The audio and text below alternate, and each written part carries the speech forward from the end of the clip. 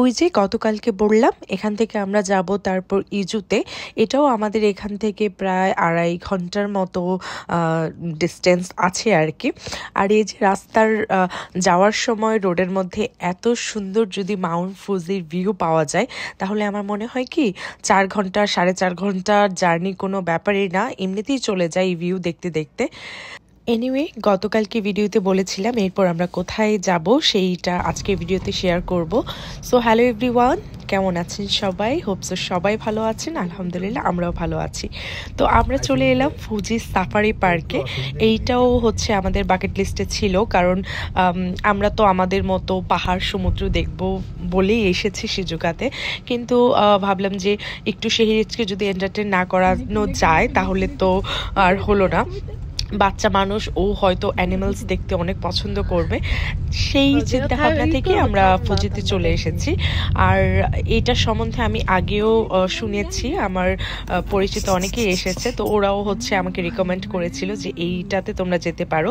এই পার্কটার হচ্ছে ব্যাপারটা হচ্ছে কি পুরো বনের মতো থাকবে আর আমরা হচ্ছে খাঁচার মধ্যে বন্দি থাকবো, মানে অ্যানিমালস সব হচ্ছে ছুটাছুটি করবে আর আমরা হচ্ছে গাড়িতে থাকবো।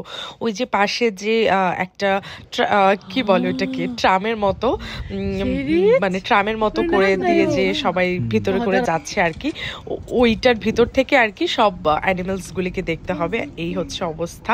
এই তো আমরাও ভেতরে চলে এসেছি, কিন্তু আমরা এমন একটা সময় এসেছিলাম যখন সবাই একদম লাঞ্চ করে ঘুম দিয়েছে, মানে আপনি বাঘ বলেন, সিংহ বলেন, হাতি বলেন, যাই বলেন না কেন, আমরা যাই দেখছিলাম বেশিরভাগই ঘুমোচ্ছিল তখন, তেমন কেউই সজাগ ছিল না।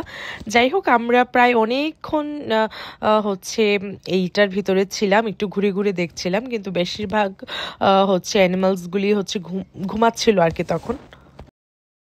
তবে আসলে আমি সত্যিকার অর্থে যদি অনেস্ট রিভিউ দিই, আমি যেমনটা ভেবেছিলাম ওইরকমটা আসলে না। যখন গিয়েছিলাম আমি আসলে হয় না যে আমি ভেবেছিলাম যে অনেক থাকবে আমরা দেখব, কিন্তু খুঁজে খুঁজে দেখতে হচ্ছিল আর কি। বিভিন্ন জোন আছে ওখানে, যেমন টাইগার জোন, লায়ন জোন, এরকম জোন আছে, মানে ওই জোনের ভিতর দিয়ে যখন আমরা যাব তখন ওই অ্যানিমালসগুলি দেখা যাবে, এইরকম হয়তো বা যতখানি আমি বুঝলাম আর কি। কিন্তু আসলে আমার কাছে মনে হলো খুবই খুবই কম, এরা আসলে কোথায় গিয়ে আছে নাকি এরকম কমই থাকে, আমি আসলে জানি না। অনেক খুঁজে খুঁজে তারপর মনে হচ্ছিল দেখতে হচ্ছে। তবে অনেস্টলি বলতে গেলে আমার কাছে ফুজি সাফারি পার্কটা একটু ওভাররেটেড লেগেছে। আমাদের 3 জনের প্রায় 1 মাঙের উপরে খরচ করতে হয়েছে আর কি, টিকিট কেটে যেতে হয়েছে ওইটার ভিতরে।